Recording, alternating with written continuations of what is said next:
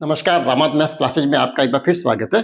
पिछले वीडियो में हमने वर्गाकार और आयताकार जो आकृतियाँ थी, उनके पृष्ठ तलों के हमने परिमाप ज्ञात करने सीखे थे। इसके साथ ही दूसरा जो वीडियो था उसमें हमने ये देखा था कि वर्गाकार और आयताकार जो आकृतियाँ होती है, उनके हम क्षेत्रफल किस तरह से ज्ञात कर सकते हैं। साथ ही हमने एक वीडियो में ये भी देखा था कि इन आकृतियों के बीच में जिस प्रकार के रास्ते बने हुए थे, जैसे मध्य में रास्ता है या लंबाई के समांतर रास्ता है या चौड़ाई के समांतर रास्ता है या बीचों-बीच जो रास्ता है, तो उन रास्तों का हम क्षेत्रफल किस तरह से ज्ञात करते हैं। तो ये सारी चीज़ें हमने पिछले वीडियो में देखी थी। तो जो साथी पहली बार चैनल के साथ जुड़े हैं या इस वीडियो को पहली बार देख रहे हैं, तो सबसे पहले तो मैं उनसे आग्रह करूंगा आप इस चैनल को एक बार सब्सक्राइब कर दीजिए। साथ में जो बेल आइकन आप उसको भी प्रेस कर दीजिए ताकि आपके रीड से संबंधित जो कंटिन्यू जो वीडियो बन रहे हैं उनसे आप कहीं भी वंचित नहीं होंगे और जब भी वीडियो अपलोड होगा तो उसका नोटिफिकेशन आपको समय पर मिल जाएगा। साथ ही अगर आपको वीडियो अच्छा लगे तो आप लाइक जरूर करें और अपने साथियों के साथ शेयर भी करें ताकि उनको भी इसी तरह से बेनिफिट मिलता रहे। ठीक है, तो वैसे देखा जाए तो पिछले वीडियो के साथ ही हमारे जो रिट लेवल फर्स्ट के जो जितने भी सिलेबस में जो आपके चैप्टर दिए हुए थे वो सारे ही चैप्टर पूरे हो गए हैं। और जैसा कि मैंने पहले भी कहा कि हम जो ये सारी जो तैयारी करें अभी आधारभूत जानकारी के लिए ही कर रहे हैं। उसका अभ्यास हम जब आगे जो वीडियो बनाएंगे उसमें हम सारे अभ्यास प्रश्नों को लेंगे, जिसमें आपके कक्षा 3 से लेकर 8 तक के जितनी भी पाठ्य पुस्तकें हैं आपके मैथ्स की, आरबीएसएस से रिलेटेड ही जब पुस्तकें, वैसे उसमें देखा जाए तो सीबीएसई की बुक्स में भी समान हो गई है, लेकिन दोनों को ही मिलाकर जो जितने भी प्रश्न अच्छे प्रश्न होंगे जो आपके कंपटीशन में आने लायक होंगे, उन प्रश्नों को ही अपन लेंगे। तो उन सारी चीज़ों को शुरू करने से पहले जैसा कि आप सभी जानते हैं कि अभी जो पाठ्यक्रम जो नया जो घोषित हुआ है उसमें एक नया चैप्टर और जोड़ा है आपके उसमें, वैदिक गणित। तो हम सबसे पहले चाहूँगा कि उस वैदिक गणित की जो बेसिक जानकारी है वो भी अपन एक बार कलेक्ट कर लें, उसको हम अच्छी तरह समझ लें ताकि जब अपन आगे अभ्यास कार्य करेंगे तब हम उसमें कहीं भी करने में दिक्कत नहीं आएगी। तो चलिए बिना समय गवाए शुरू करते हैं आज का वीडियो।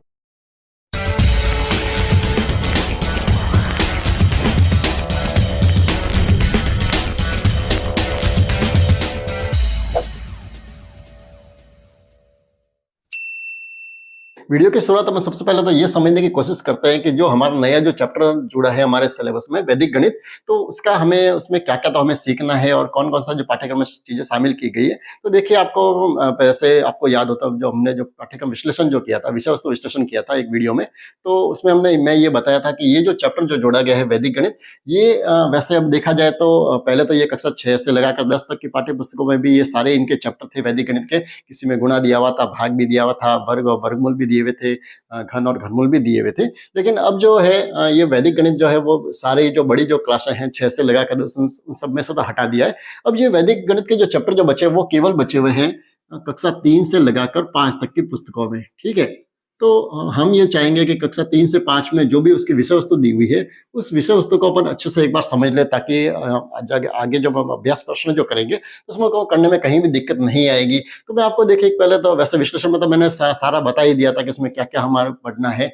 वैसे देखा जाए तो कक्षा 3 की जो पाठ्य पुस्तक है, ठीक है, आरबीसी की जो पुस्तक है उसमें आप देखो सीबीएसई की जो कक्षा 3, 4 और 5 की जो पुस्तक है उसमें तो वैदिक गणित से संबंधित कुछ भी चैप्टर नहीं दिया हुआ है। हमारी आरबीसी की जो बुक्स अभी जो चल रही है उसमें जरूर ये वैदिक गणित के कुछ चैप्टर उसमें शामिल किए गए हैं। तो कक्षा 3 जो है उसमें तो बिल्कुल एक सामान्य से जानकारी दी है जहाँ पर हमें केवल एक एकाधिकन क्या होता है, एक तो वो हमें देखना है और इसके साथ में एक न्यूनियन क्या है, ये क्या होता है, बस ये दो चीजें बहुत ही बेसिक रूप से दी हुई है कक्षा 3 में। तो इन चीजों को अपन अच्छे से समझेंगे। उसके बाद में कक्षा 4 जो है उस कक्षा 4 में जो है वो भी देखिए विशेष को ज्यादा बड़ा चैप्टर तो नहीं दिया हुआ है। उसमें ये लिखा हुआ है जैसे यहाँ पर तो केवल एकाधिक और एक न्यूनन की ही हमको समझ बनानी है, और कक्षा 4 में जो है वहां पर हमें इससे थोड़ा सा आगे बढ़ते हुए हमें ये समझना है कि एकाधिकेन पूर्वेन क्या होता है। ठीक है, इसमें जो चीज दी हुई वो नई ये जुड़ी हुई है कि एकाधिकन पूर्वेन क्या होता है, और साथ में हमें ये भी समझना है कि एक न्यूनन पूर्वेन क्या होता है। ये दो चीजें हमें कक्षा 4 के अंतर्गत जो आपका पाठ्यक्रम उसमें दी हुई है, उनके साथ ही इसमें वैदिक गणित से किस तरह से जोड़ना है और किस तरह से घटाना है ये भी इसमें दिया हुआ है। तो अपन आगे वीडियो में इसको भी अपन अच्छे से समझेंगे। ठीक है, और उसके बाद में रही बात कक्षा 5 में, तो कक्षा 5 में जो है वो आपके वैदिक गणित में अगर देखा जाए तो इनके अलावा ये जो एकाधिकन पूर्वेन है या एक न्यूनन पूर्वेन जो है इसका अभ्यास में उसमें दिया हुआ है थोड़ा सा। उसके साथ ही उसमें एकाधिकन पूर्वेन के द्वारा किस तरह से जोड़ना है वो इसमें दिया हुआ है। कक्षा 4 में तो जो है वो तो सिंपल से ही दिया हुआ है, लेकिन कक्षा 5 में जो है वहाँ पर आपको एकाधिकन पूर्वेन से घटाना किस तरह से ये इसमें आपको नया सीखना पड़ेगा। ठीक है, और उसके साथ ही जो कक्षा 5 में जो मुख्य रूप से जो नई जो चीज दी हुई है वो ये दी हुई है कि निखिलम सूत्र से हमें गुणा कैसे करना है। ठीक है, तो हमें ये भी चीज़ सीखनी बहुत ज़रूरी है। तो अपन देखिए बिल्कुल इस वीडियो को आप कहीं भी स्किप नहीं करें, ना तो देखिए मैं अनावश्यक कहीं भी वीडियो को बड़ा करने की कोशिश करता हूँ। आप देखिए जो साथी पहली बार जुड़े हैं तो वो शायद नहीं जानते, लेकिन जो साथी पहले से जुड़े हुए वो अच्छी तरह से जानते हैं कि देखिए हमारे इस चैनल के ऊपर आपको किसी भी आप वीडियो को उठा के देख लीजिए, किसी में भी ना तो अनावश्यक आपको हाय हेलो दिखेगा, ना कोई अनावश्यक रूप से कहीं भी विषय वस्तु को बड़ा करने की कोशिश की जाएगी। हाँ, उतना मैं ज़रूर बोर्ड पे लाने की कोशिश करता हूँ जो मुझे लगता है कि वास्तव में कंपटीशन में आने के लिए बहुत ज़रूरी है, उसको सीखना बहुत ज़रूरी है या उसको बोर्ड पे लाना बहुत ज़रूरी होता है, ठीक है? तो अपन सारी चीज़ें तो आपसे यही निवेदन रहेगा कि आप वीडियो को कहीं भी स्किप नहीं करें। आपको बहुत ही देखिए सरल भाषा में और अच्छे तरीके से मैं सारी चीज़ों को समझाने की पूरी कोशिश करूँगा।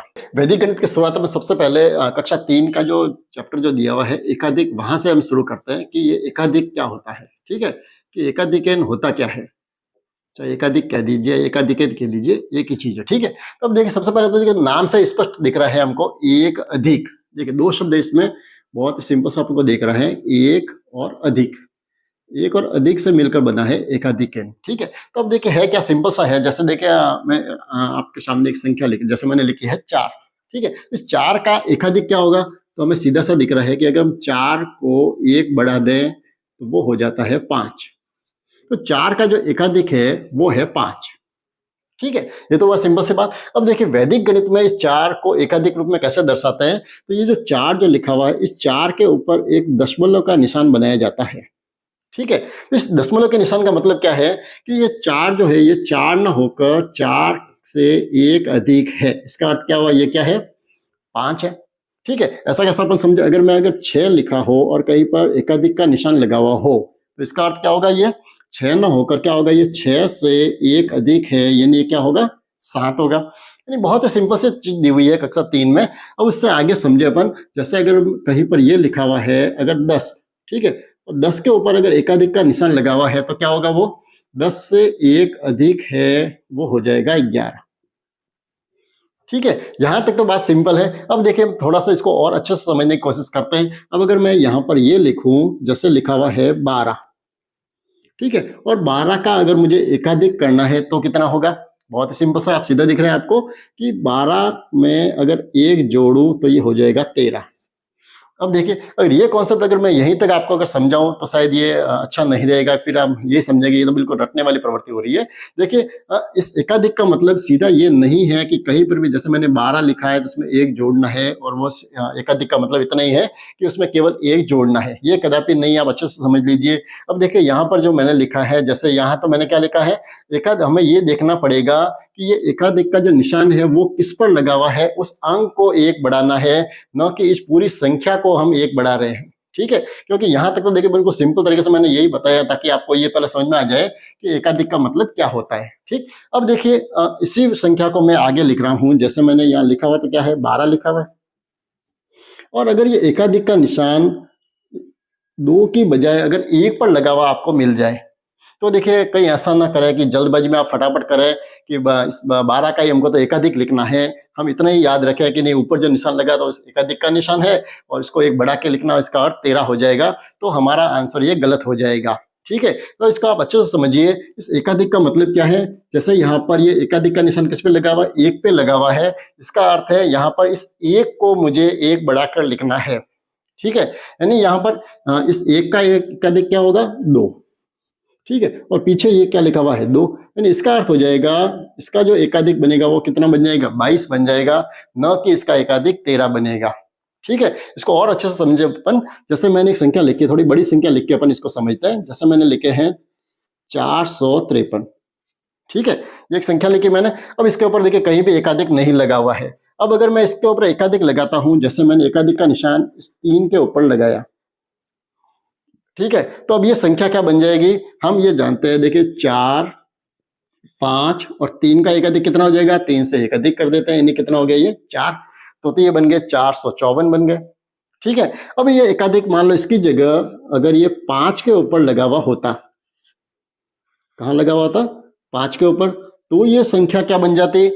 देखिए अब यहाँ एकाधिक किसका, 5 को 1 बढ़ाना है, यानी ये 4, ऐसा कैसा रहेगा, 5 का हमने एकाधिक बढ़ा दिया, क्या हो गया 6, ये जो संख्या बन जाएगी वो कितनी बन जाएगी, 463। और इसी तरह से अगर मान लो ये एकाधिक 4 के ऊपर लगा हुआ होता तो क्या होता,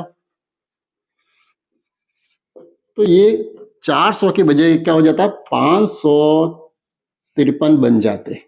तो ये चीज हमको समझनी बहुत ज्यादा जरूरी है कि वास्तव में एकाधिक क्या होगा। शायद अब मुझे नहीं लगता है आपको इसमें कहीं भी कंफ्यूजन रहा होगा कि एकाधिक का मतलब क्या होता है। यानी कहने का अर्थ ये है कि ये एकाधिक का जो निशान है, ये जिस अंक के ऊपर लगा हुआ है उस अंक को आपको एकाधिक करना है, ठीक है, ताकि आप कहीं भी ऐसी गलती नहीं करें और इसको सीधा अपन गलत नहीं लिखें। आगे बढ़े और अब हम एक न्यूनन को भी थोड़ा समझते हैं। तो ये बिल्कुल देखिए उसके विपरीत है। देखिए यहाँ लिखा हुआ उससे हमको स्पष्ट हो रहा है कि एक न्यूनन, यानी वहां तो क्या था, एक अधिक था, यहाँ पर एक न्यून का मतलब होता है एक कम करना, ठीक है। तो यहाँ पर हमें क्या करना है, एक कम करना है। तो वहां पर तो हमने देखिए एकाधिक का निशान कहाँ लगाया था, ऊपर लगाया था। जैसे हम एक अंक ले रहा हूँ, जैसे मैंने लिखा है 5, ठीक है। तो यहाँ पर मैं क्या करूँ, अगर इस पर एकाधिक का निशान लगाता हूँ तो इसका अर्थ क्या हो जाता है, ये 5 की जगह क्या हो जाएंगे, एक अधिक हो जाएगा, यानी 6 हो जाएगा, ठीक है। और एक न्यूनन का अर्थ यह है कि ये जो बिंदु का जो निशान है वो ऊपर न लगकर नीचे लगाया जाता है, उसको बोलते हैं एक न्यूनन, ठीक है।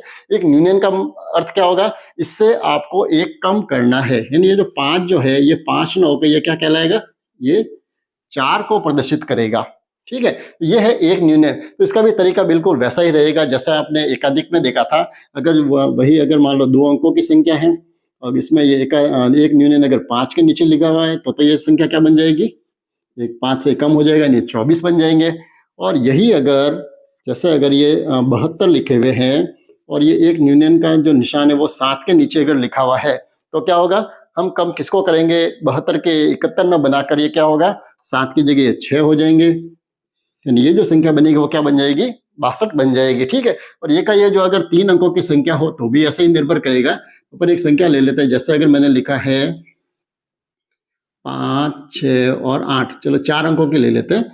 जैसे ये संख्या है, ठीक है, 5687। अब इसमें अगर मैं न्यूनन का निशान लगाऊं, अगर ये 8 के नीचे अगर ये निशान लगा हुआ है तो ये संख्या क्या बन जाएगी, यानी जो संख्या जो है वो हो जाएगी 5600। इस 8 का एक कम करेंगे तो कितना हो जाएंगे, ये 7, यानी ये जो संख्या बनेगी वो हो जाएगी 5677, ठीक है। यानी कहने का अर्थ है जैसे एकाधिक में अपन देख रहे थे वो की वो चीज अगर अपन इसमें देखें तो इसमें क्या होगा, हमको ये देखना है कि ये एक न्यूनन का जो निशान है वो किसके नीचे दिया हुआ है, ठीक है। अगर ये 2 के नीचे दिया हुआ तो हम इसको क्या करेंगे, इस 2 को एक कम कर देंगे तो 1 हो जाएगा। ये जो संख्या बन जाएगी वो क्या बन जाएगी, 5175। यानी जो बिल्कुल वही तरीका है जैसा हम एकाधिक में देख रहे थे। वहां पर जो बिंदु का निशान है वो ऊपर बना हुआ होता है तो वहां एक अधिक लिखना है, और अगर ये निशान नीचे बना हुआ है तो हमें एक उसको कम करना है। अब आगे बढ़े और अपन कक्षा 4 का जो टॉपिक है एकाधिकेन पूर्वेण, अब उसको समझते हैं। क्योंकि कक्षा 3 में तो केवल इतनी सी एक आरंभिक जानकारी दी गई थी कि भाई एक एकाधिकेन क्या होता है और एक न्यूनन क्या होता है, ठीक है। अब उससे थोड़ा सा आगे बढ़े तो यहाँ ये लिखा हुआ है एकाधिकेन पूर्वेण लिखा हुआ है, ठीक है। अब इसको देखिए समझे तो यहाँ पर भी देखिए 2 शब्द, पहला तो है एकाधिकेन और उसका तो अर्थ वही है जो कक्षा में 3 के जो चैप्टर को जो देखा था, एक अधिक, यानी एकाधिकेन का अर्थ तो वही रहेगा। क्या करना है, हमें जो अंक जो दिया हुआ उसका हमको एक अधिक करना है, ठीक है। लेकिन अब यहाँ साथ में अगर इस शब्द जुड़ा हुआ है, अगर पूर्वेण शब्द जुड़ा हुआ है, पूर्वेण का अर्थ होता है पूर्व वाला अंक। ये शब्द हमें थोड़ा समझना पड़ेगा कि वास्तव में क्या करना है। यानी यहाँ एकाधिक तो करना है, किसको करना है, हमें उसके पूर्व अंक को एकाधिक करना है। तो अब यहाँ पर हमें पहले अगर ये समझ में आना जरूरी है कि भाई पूर्व अंक होता क्या है। जैसे फॉर एग्जाम्पल के लिए अगर मैं संख्या एक लिखूं, जैसे 42 लिखा हुआ है, तो इस 42 में अगर मैं ये कहूं कि 2 का पूर्वेण कौन सा है तो हम कैसे पता लगाएंगे। यानी देखिए पूर्वेण जो होता है वो कौन सा होता है, हमेशा ध्यान उसके पूर्व का अंक होता है। यानी ये जो अंक है तो उससे पिछला जो अंक है, उससे पहले जो अंक लिखा हुआ है वो अंक होता है। अब देखिए अपन ये समझे कहीं जैसे संख्या ये लिखी हुई है, जैसे 3752 जैसे एक संख्या लिखी हुई है, ठीक है। और अगर मैं ये कहूँ कि 7 का पूर्वेण कौन सा होगा, तो वैसे तो देखा जाए तो अपन देखिए संख्या में ये देखें तो 7 के पीछे जो अंक है वो तो कौन सा होता है, 5 होता है, ठीक है। और अगर 5 का पूर्वेण कहे तो कौन सा होता है, 2 होता है। यानी पीछे तो अंक वैसे ये होता है क्योंकि इससे छोटा अंक ये होता है, या अपन इकाई दही सैकड़ा भी देखे तो इससे पूर्व जो अंक है वो ये होता है, ठीक है। लेकिन वैदिक गणित में जो है पूर्व अंक है वो कौन सा होता है, उसके जस्ट पहले जो लिखा हुआ है वो अंक कहलाता है उसका पूर्वेण। ये याद रखना, नहीं तो हम क्या ये प्रश्न जो है बहुत ही सिंपल प्रश्न आएंगे लेकिन कंपटीशन में हमारे क्या हो जाएंगे, गलत हो जाएंगे, ठीक है। तो आप इसको देखें अगर 2 का पूर्वेण अगर कहूं तो इसमें कौन सा अंक होगा, 4। कौन सा होगा, 4। ठीक है, अब इसी तरह से अगर मैं अगर 3 अंकों की कोई संख्या लिख दी, जैसे मैंने लिख दी है 375। अब इसमें अगर मैं ये कहूं कि 7 का पूर्वेण बताइए कौन सा है, तो 7 का पूर्वेण कौन सा होगा? 7 का जो पूर्वेण है वो 5 ना होकर कौन सा होगा? 3। तो पहले तो ये चीज हमको समझनी बहुत जरूरी है कि भाई पूर्वेण क्या होता है। ठीक है, अब हमें अगर ये लिखा हुआ है जैसे भाई 7 का पूर्वेण बताइए, तो हम ये लिख देंगे। अब इसी प्रश्न को अपन थोड़ा एकाधिक पूर्वेण को समझते हैं कि ये क्या चीज है। जैसे अगर ये लिखा हुआ है 42 में 2 का एकाधिक पूर्णवेण बताइए, क्या करना है हमें? 2 का एकाधिक पूर्णवेण क्या होगा ये हमें बताना है।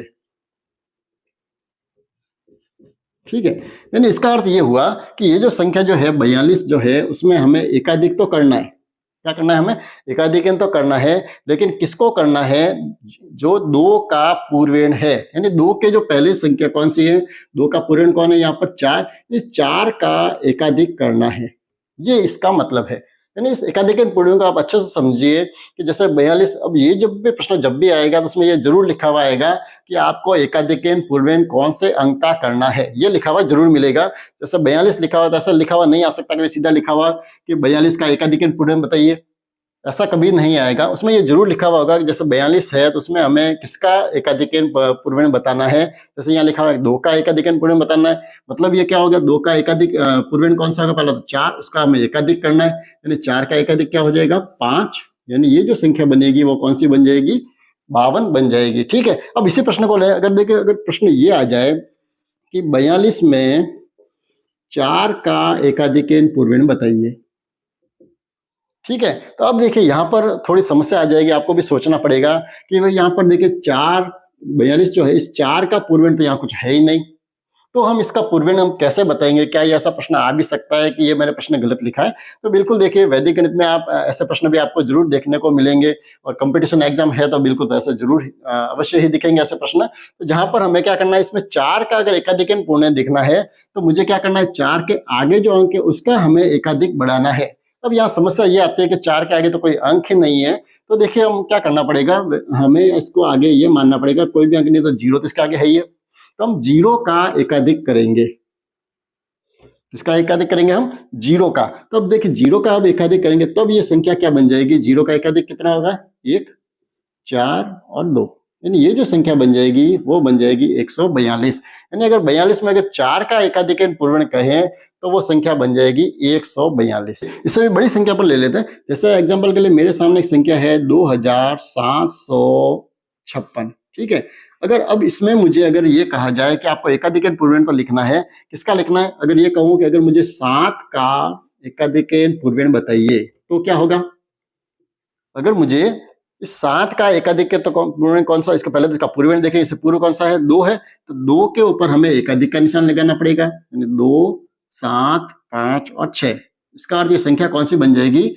2 का एकाधिक हो गया 3, यानी 3756। ठीक है, यानी ये जो संख्या, यानी आपको ये ध्यान रखना है कि हमें एकाधिक किसका करना है वो हमें पूर्व देखना पड़ेगा। 7 है, 7 की जगह मान लो 5 हो जाए तो क्या होगा? ये जो 2, 7, 5 और 6 जो है, तो इसमें 5 का पूर्वेण कौन सा हो जाएगा? 7 है, तो 7 का एकाधिक करेंगे तो जो संख्या बनेगी वो क्या बन जाएगी? 2, 7 का एकाधिक हो गया 8, 2, 8, 5 और 6, ये संख्या बन जाएगी। ठीक है, तो ये तो हुआ एकाधिक पूर्वेण। अब इसको आगे बढ़ते हैं और अपन दूसरी जो चीज है, जैसे एक न्यूनन पूर्वेण क्या होता है उसको अपन थोड़ा सा समझ लेते हैं। तब एक न्यूनन पूर्वेण को भी अपन थोड़ा समझते हैं। बिल्कुल वैसा ही है जैसा हमने देखा था कि एकाधिक पूर्वेण जो होता है, वैसा वैसा हमें अगर एक न्यून करना है, कम करना है, किसको करना है? पूर्वेण को ही करना है। तो हम सीधे अपन एग्जाम्पल की तरफ बढ़ते हैं। जैसे एग्जाम्पल मेरे सामने एक संख्या लिखी हुई है, अगर 375 लिखा हुआ है, ठीक है, इस 375 में अगर ये कहे कि 7 का एक न्यूनन पूर्वेण बताइए। ठीक है, क्या करना है मुझे? एक न्यूनन पूर्वेण अगर इसका करना है तो मैं कैसे करूंगा? तो मुझे सबसे पहले तो ये देखना पड़ेगा वही कि 7 का पूर्वेण कौन सा है? 7 का पूर्वेण तो है 3, तो 3 का मुझे एक न्यूनन करना है, यानी मुझे एक न्यून कम करना है, यानी वो संख्या बनेगी, क्या बन जाएगी? 3 का एक न्यून कितना हो जाएगा? 2, तो 275 जो हो जाएगा वो इसका आंसर हो जाएगा। ठीक है, इससे अगर बड़ी भी संख्या हो तो कोई दिक्कत नहीं है, अगर जैसे मान लो ये लिखा हुआ है 2790, ठीक है। अब उसमें ये लिखा हुआ जरूर होना चाहिए कि भाई किसका हमें न्यूनयन करना है। अब यहाँ पर अगर मुझे ये लिखा हुआ है कि 0 का एक न्यूनयन पूर्वयन बताइए, ठीक है। तो अब देखिए 0 का पहले तो पूर्वयन देखेंगे कौन सा है, 0 का पूर्वयन तो 9 है, मतलब ये 9 का एक न्यूनयन मुझे करना है, ठीक है। तो अब एक न्यूनयन करेंगे तो क्या हो जाएगा, वही 2709 की जगह क्या हो जाएगा 8, तो 2780 वो हो जाएगा इसका एक न्यूनयन पूर्वयन, ठीक है। अब चलिए अब बस ये तो अपन एक बेसिक जानकारी समझ ली कि भाई एक एकाधिकन पूर्वयन क्या होता है या एक न्यूनयन पूर्वयन क्या होता है। अब अपन ये समझते हैं कि भाई वैदिक गणित में इन शब्दों का इस्तेमाल कहाँ पर किया जाता है, ठीक है। क्योंकि कंपटीशन में ऐसा प्रश्न कई बार आता है कि एकाधिकन पूर्वयन का जो इस्तेमाल है या उपयोग है वो किसमें होता है। तो ये याद रखें कि सबसे पहले तो जो शब्द आया था हमारे पास, क्या आया था, एकाधिकन पूर्वयन, ठीक है। तो एकाधिकन पूर्वयन जो है इसका जो उपयोग होता है वो कौन से क्रिया में होगा, जोड़ने की क्रिया में इसका उपयोग किया जाएगा। एकाधिकन पूर्वयन का इस्तेमाल कहाँ किया जाता है, जोड़ने की जो हम क्रिया जो सीखेंगे वैदिक विधि से उसमें इसका उपयोग होगा। और इसी तरह से एक न्यूनयन पूर्वयन जो है उसका जो उपयोग है वो कहाँ होगा, एक न्यूनयन पूर्वयन का जो प्रयोग है वो होगा घटाने की क्रिया में, कहाँ होगा, घटाने की क्रिया में, ठीक है। तो आप इसको भी अच्छे से नोट कर लीजिए क्योंकि ऐसे कंपटीशन में छोटे छोटे प्रश्न बहुत ही बनते हैं जहां पर अब छोटी सी जानकारी के अभाव में हमारा प्रश्न गलत हो जाता है। तो अब एकाधिकन पूर्वयन के द्वारा अपन जोड़ने की प्रक्रिया को समझते हैं कि वैदिक गणित से हम किस तरह से जोड़ सकते हैं। वैसे देखिए सिंपल प्रश्न है, जैसे अगर 28 और 15 को जोड़ना हो और अगर हमें ये कहा जाए कि सिंपल तरीके से जोड़ना है जैसे हम सामान्य रूप से जोड़ते हैं तो हम बिल्कुल अच्छे से जानते हैं कि देखिए 8 और 5 कितने होंगे, 8 और 5 13, 13 का 3 हासिल क्या लगाता है मन 1, 1 और 2 कितने हो गए 3, 3 और 1 कितने हो गए 4, ठीक है। तो ये तो वो हमारा सामान्य तरीका जोड़ करने का। अब देखिए इसी जोड़ को अगर मुझे वैदिक विधि से करनी है तो अब इसमें वैदिक विधि से करने में और सामान्य विधि से करने में दोनों में देखिए अंतर क्या है, पहले तो अपन वो अंतर समझ लेते हैं कि हम सामान्य रूप से तो जैसे अगर मुझे ये कहा जाए कि अगर आपको ये कहा जाए कि 7, 5, 3, 2, 6 और 8 अगर इसकी जोड़ करनी हो तो हम कैसे करेंगे, हमारा सामान्य तरीका रहेगा कैसे रहेगा, जैसे 7, 7 और फिर हम 5 जोड़ेंगे, 7 और 5 कितने हो गए 12, 12 और 3 15, 15 और 2 कितने हो गए 17, 17 और 6 हो गए 23, 23 और 8 कितने हो गए 31, ठीक है। तो इस तरह से हमें इसकी जोड़ करनी पड़ती है, ये तो है हमारा सामान्य तरीका। अब इस यही जो जोड़ है इस जोड़ को अगर मुझे वैदिक विधि से करनी हो तो मैं इस जोड़ को कैसे करूंगा, यानी वैदिक विधि में जो हम जोड़ जो करते हैं तो हमें इतनी लंबी प्रक्रिया करनी नहीं पड़ती है, ठीक है। यानी हमारा जो उसमें जो जोड़ का जो प्रक्रिया चलेगा वो 10 से अधिक वाला नहीं चलता है, ठीक है। यानी 10 से अधिक होते ही वहाँ एक अधिक लग जाता है और फिर वो प्रक्रिया आगे बढ़ती है। इसको आप देखिए थोड़ा समझे पहले इसको, तो जब आप समझेंगे तब जाके आपको समझ में आएगा कि वैदिक विधि रियल में क्या है, ठीक है। तो अब इसको अपन एक बार करके देखते हैं। तो वैदिक विधि में आप जब भी जोड़ करते हैं तो क्या होता है, पहले तो देखिए सामान्य पहले 2 अंकों वाले अपन जोड़ को समझेंगे तो आपको अच्छे से समझ में आ जाएगा। तो देखिए जिसमें मुझे 8 और 5 को जोड़ना है, ठीक है, तो 8 और 5 कितने हो जाते हैं 13।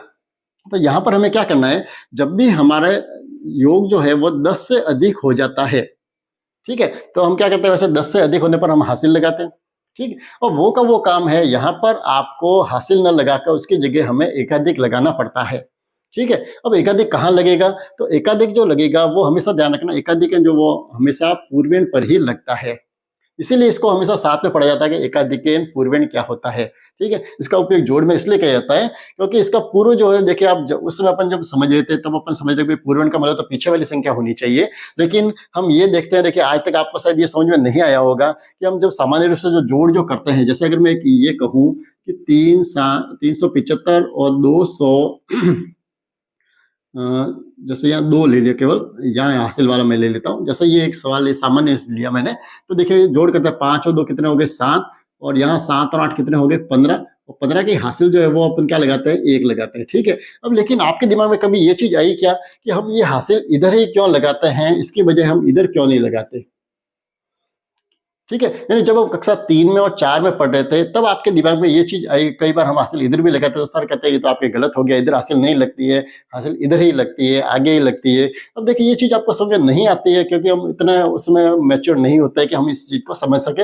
लेकिन ये जो सारा जो कॉन्सेप्ट आया वो कहाँ से आया है, हमारे जो पूर्व की जो गणित है वैदिक गणित, वहीं से ये चीजें आई है कि एकाधिक जो लगता है वो हमेशा कहाँ लगता है, पूर्वेण पर ही लगता है। पूर्वेण का मतलब है उससे पूर्व में जो अंक लिखा हुआ है उस अंक पर ही एकाधिक लगता है, और उसे एकाधिक को अपन यहाँ पर हासिल रूप में काम में लेते हैं, ठीक है। तो वापस अपन आते हैं अपने वैदिक गणित की तरफ। तो यहाँ पर देखिए जैसे 8 और 5 कितने हो रहे हैं, 13। तो 13 में क्या होगा, 13 जब भी लिखना हो तो वैसे तो क्या होता है 13 का अपन 3 लिखते हैं और ये जो 1 है उसको कहाँ लिखते हैं अपन, हासिल में लिखते हैं। तो वहीं यहाँ पर हमें एक जो है वो एकाधिक लगाकर पूर्व अंक पर लिखा जाएगा। अब कैसे लिखा जाएगा उसको आप देखिए। तो यहाँ पर देखिए जैसे 8 और 5 कितने हो गए, 13। तो 13 का ये जो एक जो है, इस एक का तो अपन यहाँ एकाधिक लगाएंगे, इससे पूर्व अंक पर कहाँ लगाएंगे, देखिए 5 जो है, इस 5 के ऊपर न लगाकर 5 का पूर्व कौन सा है, 1 है। तो इस 1 पर हम एकाधिक का निशान लगाएंगे ऐसे, ठीक है। तो यहाँ पर देखिए 8 और 5, 13 में से एक तो एकाधिक के रूप में चला गया, पीछे कितने बच गए, 3। वो 3 हम लिखेंगे यहाँ पर। जैसे हम सामान्य रूप से यहाँ 13 का 3 लिखते हैं और एक हासिल लिखते हैं, अब इसमें हासिल ना लिखकर हम क्या करते हैं, एकाधिक को लगाते हैं अगले अंक पर, ठीक है। अगले का मतलब यहाँ वैदिक विधि में पूर्वेण पर लगाते हैं, ठीक है। अब आप इनको जोड़ दीजिए, यहाँ पर कितने हैं, 2, और ये एकाधिक कितना है, ये 2 है, ये 2 और 2 कितने हो गए, 4। तो ये हमारा आंसर आ जाएगा 43, ठीक है। चलिए इसको और अच्छे से समझने की कोशिश करते हैं, दूसरे एग्जाम्पल को देखते हैं। तो यहाँ पर देखिए जैसे 6 और 8 जोड़िए, कितने, 6 और 8 कितने होते हैं, 14 होते हैं। तो 14 में देखिए वही बात हो जाएगी, 10 से अधिक है नहीं, ये तो एकाधिक हो जाएगा। इस एकाधिक तो अपन लगा देंगे यहाँ पर, यहाँ क्या बच गए, केवल 4। ये तो मैंने 4 लगा दिए। अब यहाँ पर देखिए 3 और ये 2 का एकाधिक है नहीं, ये भी हो गए 3। तो 3 और 3 कितने हो गए, 6। ये हमारी वैदिक विधि से जोड़ हो गई। अगले इस प्रश्न को और समझते हैं अपन। यहाँ पर देखिए 6 और 8 कितने हो गए, 6 और 8 कितने हो गए, 14। तो 14 का यहाँ एकाधिक लग गया, पीछे कितने बच गए, 4, यहाँ लिख दिए, ठीक है। अब यहाँ पर देखिए ये है 7 और ये भी कितने हैं, 7। तो 7 और 7 कितने हो गए, यहाँ पर भी 14। तो 14 होते ही हम यहाँ 14 न लिखकर यहाँ पर इसका एकाधिक लगाना पड़ेगा आगे, और यहाँ क्या बचेंगे, केवल 4। यानी कहीं पर भी वैदिक गणित में 2 अंक एक साथ नहीं लिखे जाते हैं। अब यहाँ पर ये जो एकाधिक जो आगे जो लगाया है, अब यहाँ 0 का एकाधिक कर दीजिए, कितना हो जाएगा, 1, ठीक है। ये जो चीज है ये, अब इसको देखिए, अब इसको थोड़ी मैं लंबी जोड़ को समझेंगे अपन, तो आपको अच्छे से समझ में आएगा कि रियल में ये एकाधिक क्या है। देखिए अब अगर मुझे ये वाली जो जोड़ है इतनी लंबी जो मैंने अभी की थी, इसको अगर मुझे वैदिक विधि से करनी हो तो मुझे कहीं भी ऐसे 22 और 3 25 और 25 और 3 28 और ऐसे जोड़ने नहीं पड़ेंगे। वहां पर मुझे 10 से आगे की कहीं भी गणना नहीं करनी पड़ेगी। देखिए जैसे मैंने यहाँ पर जोड़े 7 और 5, तो 7 और 5 कितने हो गए, 12।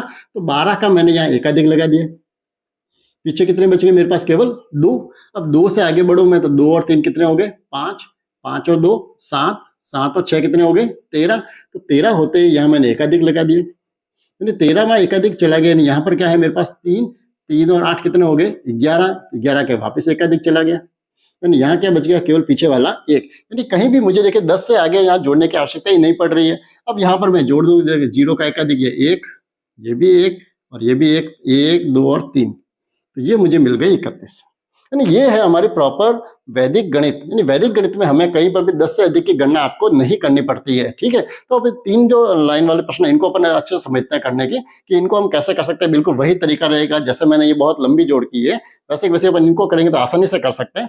तो देखिए पहला जो प्रश्न इसको अपन लेते हैं। देखिए 6 और 2 कितने हो गए, 8। तो यहाँ पर अभी कोई एकाधिक नहीं बन रहा। 8 और 8 कितने हो गए, 16। 16 का एकाधिक लगा दिया, यहाँ पीछे का अंक क्या बच गया, केवल 6, ठीक है। अब यहां से बढ़िए देखिए 2, 2 और 1 3, 3 और ये कितना हो गए, 2, 5। तो ये हो गए 56। यहाँ पर करें तो देखिए 4 और 8 कितने हो गए, 12। तो 12 का यहाँ एकाधिक लगा दिया, पीछे अंक कौन सा बच गया, यहाँ केवल 2, 2 और ये 3 कितने हो गए, 5। यहाँ पर देखिए 3 और ये भी हो गए 3, कितने हो गए, 6, 6 और 1 हो गए 7, ठीक है। अब थोड़े अच्छे प्रश्नों को अपन देखते हैं। तो यहाँ पर देखिए 8 और 7 कितने हो जाएंगे, 15। तो 15 में एकाधिक लग गया है 1 का, तो पीछे क्या बच गया, केवल अंक 5। 5 और 9 कितने हो गए, 14।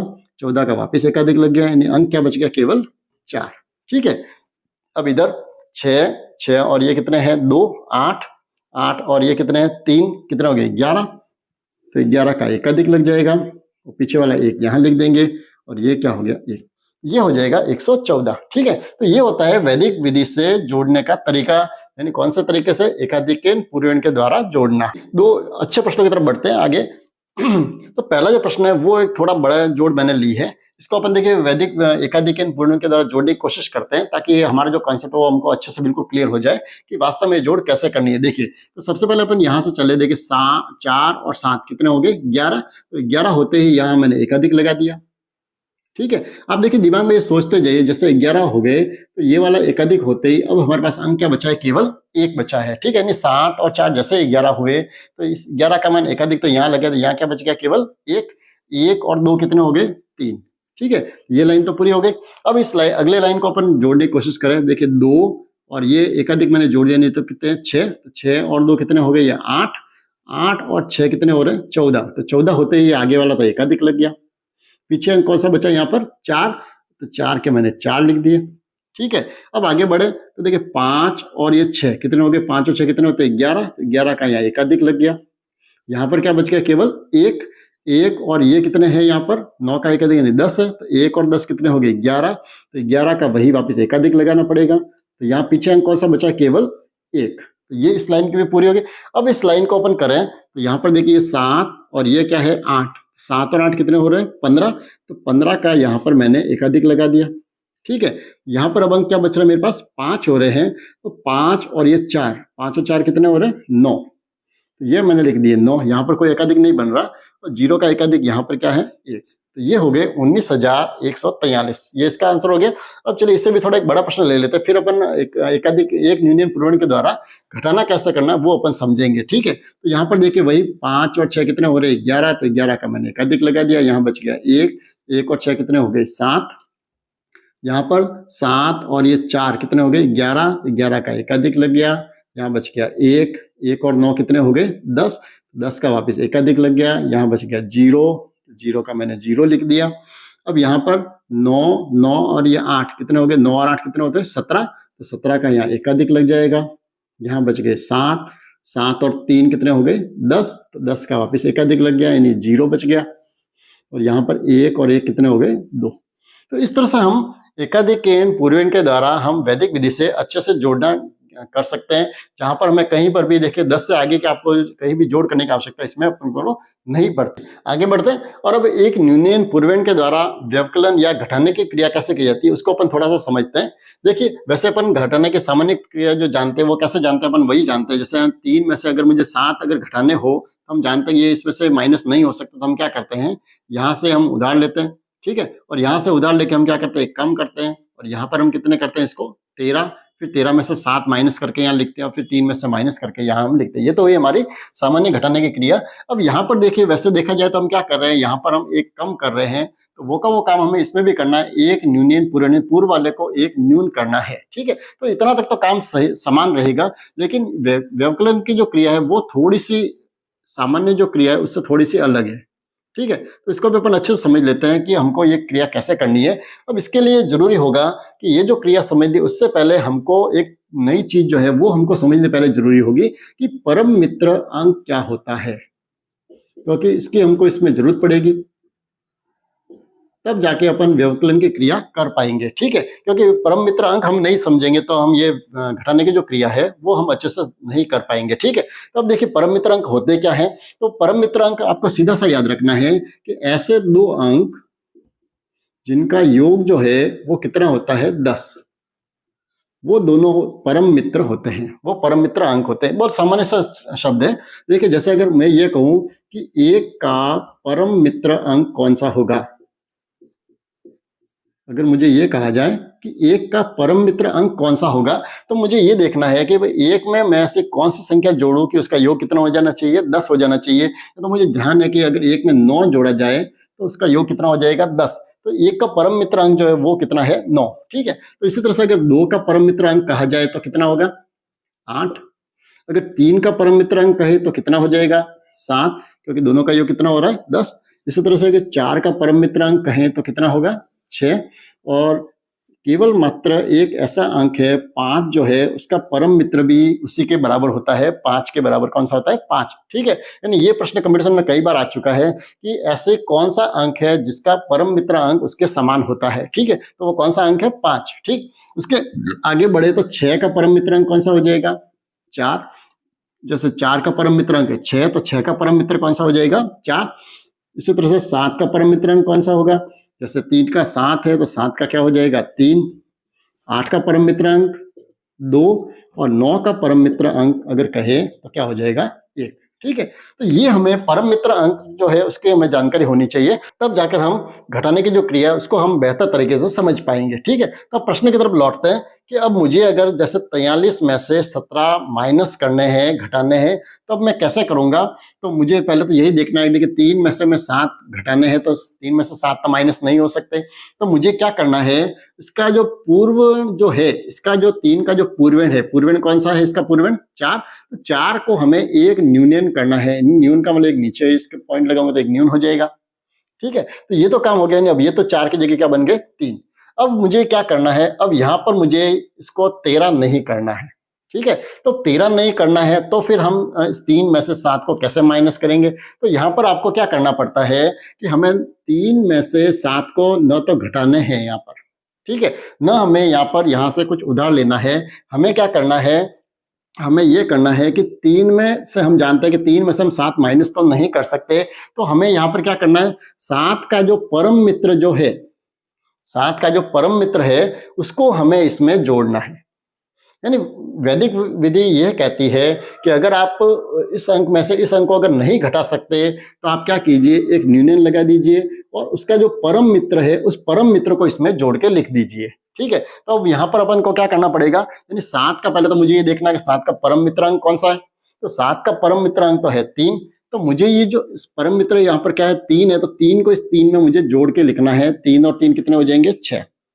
ठीक है, अब यहाँ पर देखिए मुझे कहीं पर भी ना तो उधार लेना है ना उधार कहीं पर देना है। हाँ, एक न्यूनयन का निशान जरूर लगाना है। यानी इसका अर्थ ये हुआ, ये कितने हो गए? अब 3।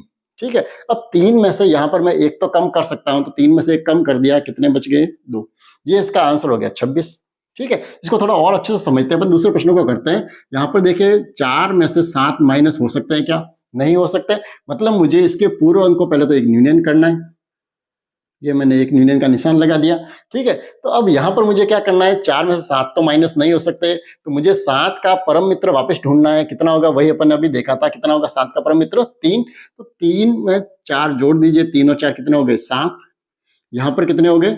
एक न्यूनयन कर दिया तो 7, 7 में से 5 गए 2। ये हमारा आंसर है। यानी कहने का अर्थ है, देखिए उस वैदिक विधि में तो कोई भी आपकी गणना जो होगी वो 10 से अधिक की गणना कहीं पर भी नहीं होती है, चाहे वो घटाने में हो तब भी। देखिए अगर वो अपने सामान्य रूप से जब करते हैं तो हम क्या करते हैं, यहाँ हासिल लेते हैं, फिर 14 करके 14 में से अपन को 7 घटाने पड़ते हैं। यानी लंबा चौड़ा अपन को सोचना पड़ता है, लेकिन इसमें आपको कहीं पर भी 10 से अधिक की सोचने की आवश्यकता नहीं होती है। ठीक है, तो यहाँ पर अपन आगे प्रश्न की तरफ बढ़े। तो तीसरा जो प्रश्न है, यहाँ पर देखिए मुझे क्या करना है? 0 में से 6 माइनस करने हैं। तो सीधा देख रहा है कि माइनस तो नहीं होगा, तो मुझे क्या करना है? इस 0 का जो पूर्वन जो है उसको एक न्यूनयन करना है। न्यूनयन कर दिया, और अब मुझे 0 में से 6 माइनस नहीं होगा, तो 6 का परम मित्र अंक कौन सा है? 4। 4 को मैं 0 में जोड़ देता हूं, तो 0 में 4 जोड़ दिए, कितने आ गए? 4। यहाँ पर कितने हो गए? ये 6। 6 में से 5 गया 1। ठीक है, अब आगे थोड़े बड़े प्रश्नों को अपन समझते हैं कि देखिए सबसे पहले तो मुझे यहाँ पर देखिए 2 में से 4 माइनस करना है। 2 में से 4 तो माइनस नहीं होगा, तो मुझे एक न्यूनयन करना पड़ेगा। 3 को तो मैंने एक न्यूनयन कर दिया। ठीक है, अब मुझे क्या करना है? इस 4 का परम मित्र कौन सा है? 6। 6 में 2 जोड़ दीजिए, 2 और 6 कितने हो गए? 8। यहाँ पर कितने हो गए? 2। 2 में से 7 माइनस नहीं हो सकते, वही काम मुझे पुनः करना पड़ेगा। यहाँ पर एक न्यूनयन कर दिया। यहाँ पर क्या है? 2 और 2, और यहाँ पर 7 का परम मित्र कितने हो गए? 3। 2 और 3 कितने हो गए? 5। यहाँ पर कितने हो गए? 7। 7 में से 3 कम कर दिए, 4। तो ये घटाने की क्रिया बहुत ही सिंपल तरीके से हो जाएगी। ना तो हमें यहाँ उधार देने की जरूरत पड़ेगी, ना हमको इनको 12 करने की जरूरत है, ना यहाँ पर ये सोचना है कि भाई ये कम हो गया, 12 हो गए, फिर हासिल दो, वापस 12 करो, फिर 7 कम करो। ये भी हमें नहीं करना पड़ेगा। ठीक है, तो अगले प्रश्न को अपन जब करेंगे तो थोड़ा और अच्छे से समझ में आएगा घटाने की क्रिया कैसे होती है। तो देखिए 3 में से 6 या माइनस नहीं हो रहे, तो हमें क्या करना है? एक न्यूनयन करना है। हो गया न्यूनयन। अब हमें क्या करना है? इस 6 का परम मित्र क्या होता है? 4। तो इस 3 में वो 4 जोड़ने हैं। 3 और 4 कितने हो गए? 7। यहाँ पर कितने हो गए? ये 6। 6 में से 8 माइनस नहीं हो सकते, तो वही काम यहाँ एक न्यूनयन कर दीजिए। ये हो गए 6, और 8 का परम मित्र क्या है? 2। तो 6 और ये 2 कितने हो गए? 8। ठीक है, यहाँ पर हो गए 8। 8 में से 5 तो माइनस हो रहे हैं, कितने बच गए? 3। तो ये हो गई घटाने की क्रिया। अब एक प्रश्न और देख लेते हैं अपन। जैसे 0 में से 7 को माइनस करना है, तो ये तो माइनस नहीं होगा, क्या करना पड़ेगा? एक न्यूनयन लगाना पड़ेगा। तो यहाँ पर अब क्या करना है? 0, 7 का परम मित्र कौन सा है? 3। तो 0 और 3 जोड़ दीजिए, 3 हो गए। यहाँ पर क्या हो गए? 8 का 1 न्यूनन में ये 7 हो गए, 7 में से 9 माइनस नहीं हो सकते, मतलब मुझे वही काम पुनः करना है, यहाँ 1 न्यूनन लगा दिया। अब ये हो गए 7, 7 और 9 का परम मित्र क्या होता है 1, तो 7 और 1 कितने हो गए 8, यहाँ हो गए 6, 6 में से 3 माइनस कर दीजिए 3। यानी कहने का मतलब ये है कि कहीं पर भी यहाँ हमको अगर आपको अगर ऊपर बड़ा अंक है तो उसको अपन घटाने की क्रिया करेंगे, और अगर अंक ऊपर कम है और नीचे बड़ी संख्या है तो आपको इसको परम मित्र जोड़ने से ही हमारा काम हो जाता है, और मैं कहीं भी बड़े बड़े जो घटाने के जो काम है वो करना नहीं पड़ता है। तो आशा करूंगा आज के वीडियो में मैंने बहुत ही सरल तरीके से वैदिक गणित जो है उसके आरंभिक जानकारी दी है, जिसमें हमने सबसे पहले तो ये देखा है कि भाई एकाधिकन क्या होता है या एक न्यूनियन क्या होता है। फिर हमने ये समझा कि भाई एकाधिकन पूर्वण क्या होता है, एक न्यूनियन पूर्वण क्या होता है, उनको भी हमने सरल तरीके से देखा। इसके साथ ही वैदिक गणित से किस तरह से जोड़ना है और किस तरह से घटाना है, तो उसके लिए हमने परम मित्रांक को भी अच्छे से समझा है, और एकाधिक पूर्ण क्यों लगाते हैं या एक न्यूनन पूर्ण क्यों लगाते हैं, तो वो भी आपको अब अच्छे से समझ में आ चुका होगा। देखिए फिर भी अगर आप, क्योंकि ये एक नया चैप्टर है, एक नई आपके साथ ये चीज जुड़ रही है, तो अगर आपको इसमें समझने में कहीं भी दिक्कत आई है या आपके जो गाइड में जो प्रश्न है इस तरह के वैदिक गणित से जुड़े हुए उसको समझने में कहीं भी दिक्कत आ रही है तो आप कमेंट्स में जरूर लिखें, ताकि नेक्स्ट जो वीडियो बनेगा उसमें अपन आपकी समस्या को और भी अच्छे से समझाने का प्रयास करूंगा। और अगर आपको वीडियो अच्छा लगा हो तो आप लाइक जरूर करें और अपने साथियों के साथ शेयर जरूर करें। साथ ही उससे भी बड़ा निवेदन ये रहेगा कि अभी आपने चैनल को अगर सब्सक्राइब नहीं किया है तो आप चैनल को सब्सक्राइब जरूर करें, और साथ ही जो बेल आइकन है उसको भी आप प्रेस करें, ताकि जब भी वीडियो अपलोड होगा तो उसका नोटिफिकेशन आपको समय पर मिल जाएगा और आप वीडियो से कहीं भी वंचित नहीं होंगे। तो मिलते हैं अगले वीडियो में वैदिक गणित से जुड़े हुए कुछ और जो अच्छी जो जानकारियां हैं वो लेकर जुड़ेंगे। उसमें हम कक्षा 5 में जो दिया हुआ है निखिलम सूत्र से किस तरह से गुणा की प्रक्रिया करनी है उसको अपन बहुत ही सरल तरीके से समझने की कोशिश करेंगे। तो बने रहिए चैनल के साथ और अपना अभ्यास जारी रखिए। तो मिलते हैं अगले वीडियो में। धन्यवाद।